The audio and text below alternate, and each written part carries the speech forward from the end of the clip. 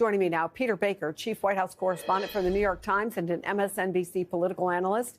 Tara Setmayer is a former Republican communications director. But we begin with NBC's business and data correspondent, Brian Cheung. Brian. Hey there, Chris. These tariffs are going to be targeting our neighbors to the north and south with a very substantial tariff of 25%.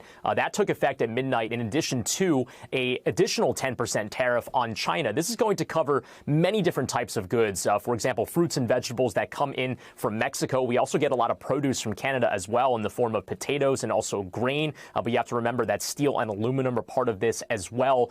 This is a really, really big deal when it comes to the economic relationship between the United States and our neighbors to the north and south, specifically when it comes to the automotive industry. We import so many parts from Mexico and then assemble so many cars in Canada, which means that in some cases you have the same vehicle that might be sold in the United States that gets tariffed multiple times. That's the reason why you have some groups like the Anderson Economic Group that is projecting that in some cases some vehicles can get as much as $10,000 more expensive as a result of these tariffs. We've already heard some retail companies opine on the tariffs this morning. The likes of Target and also Best Buy chiming in on this. Best Buy saying that, quote, our entire assortment will pass along some level of tariff costs to retailers, making price increases for American consumers, quote, highly likely. And then Target saying in their fourth quarter earnings that if there's a 25% tariff, those prices will go up. So these are coming to stores near you, really kind of underscoring the reaction on the Wall Street as well,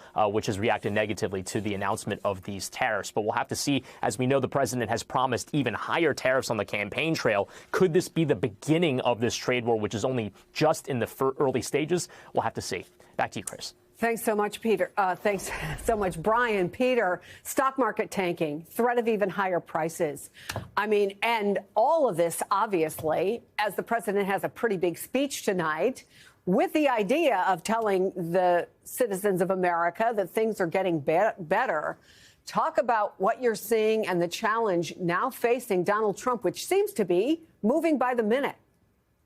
Yeah, there seems to be a conflict here between Trump priorities, right? He's always talking about tariffs. Tariffs is an instrument of power that he likes to wield, in part because he can do it himself without needing Congress, right? He has the complete flexibility, at least as the law is currently being interpreted, to impose these tariffs on neighbors to influence their policy. But he's saying he's doing this in order to stem the flow of fentanyl.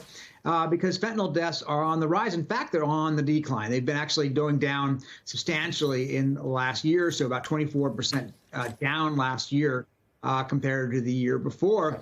And very little of it actually comes over the border from Canada. And yet Canada, our largest trading partner, is the one that he has focused on along with Mexico and China.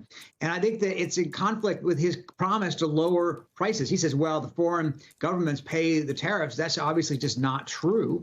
And we'll see whether this continues to have an impact. The stock market is important because it's one thing he pays attention to. It's a metric that matters to him. He likes to brag about stock markets going up. So far, if you have been in the markets during the 6 weeks he's been in office, you've lost money.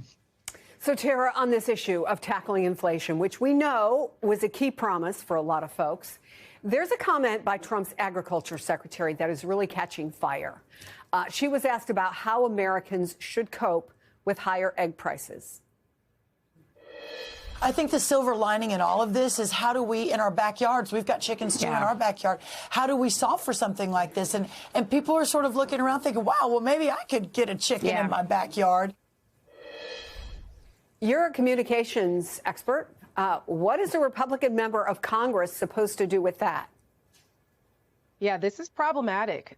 Republican members of Congress are already feeling the heat from a lot of their constituents because the DOGE cuts, the indiscriminate decapitation of a lot of our federal agencies here, is impacting everyone across the board. It's not just the owning the libs that a lot of MAGAs thought that they were getting by supporting Donald Trump. Republican lawmakers have to answer for what's happening in their own communities, and farmers, agriculture, veterans, all of these things are being impacted by this. And the price of eggs was the signature catchphrase for the election. But the price of eggs, well, according to Trump's own USDA, egg prices are going to go up possibly to 40% more for the rest of the year.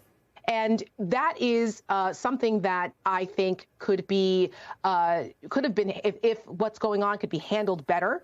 they would need to explain to the American people, well, why are egg prices at 40% higher now? You promised us you would bring the cost of everyday goods down. This tariff war does not do that either. I think the Republicans are going to have to explain to the American people why Donald Trump's actions so far in his few weeks that he's been in office, how has that improved their lives? It hasn't. And no matter what they keep saying, they're trying to gaslight the American people into believing that everything's better. This is much better. You're going to have to go through some pain, but it'll be better eventually. I don't think that's what the American people voted for. They didn't hear about that some pain part first in order to get this magical, better economic situation when the economic situation was actually pretty good under Joe Biden. But a lot of the American people didn't feel it.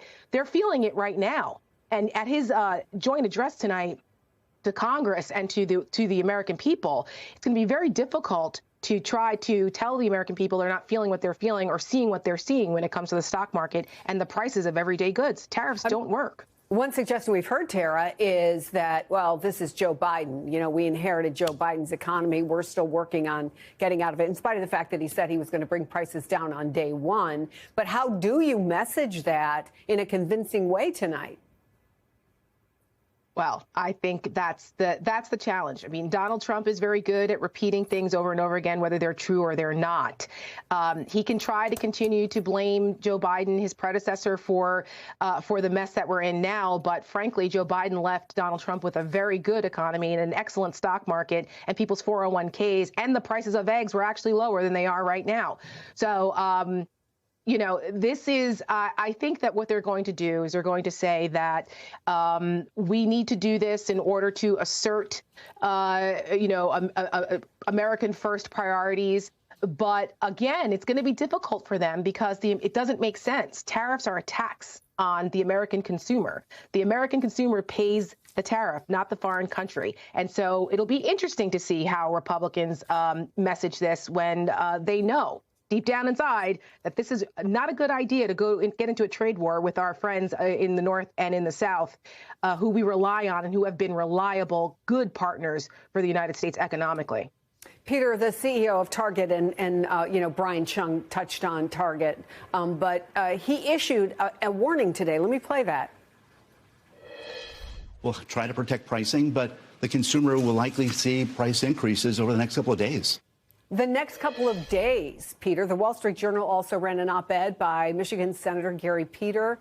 He warned that prices for some vehicles, again, will rise as much as $10,000. Obviously, that's the heart of car manufacturing in the United States. What are the chances any of this has an impact on how Donald Trump thinks and talks about tariffs? Well, I mean, look, it could be a short-term thing. You never know with Donald Trump, right? He has a habit of taking drastic actions like this and then reversing himself within a few days because he has some sort of, modest concessions he can point to and claim victory and go home if he decides this is just too damaging. So we don't really know. He's an unpredictable character in that sense. But if it were to go on for a long time, if this were to, in fact, have a more enduring impact on the economy, I think then you're going to start seeing Republicans starting to speak out because they understand that the economy is crucial to their reelection chances in a year and a half when they're facing voters at the midterms. And, the one thing that Trump really has had going for him politically over the years was the perception that he was, a presider over a good economy. He likes to say the best economy in history. That's not true, obviously. He's taken more credit for the economy than it really has, in terms of his actual quality, but it is central to his political identity. And if that begins to shake, then a lot of these other things, the fear, I think, on the part of Republicans is it could fray the overall standing for the party.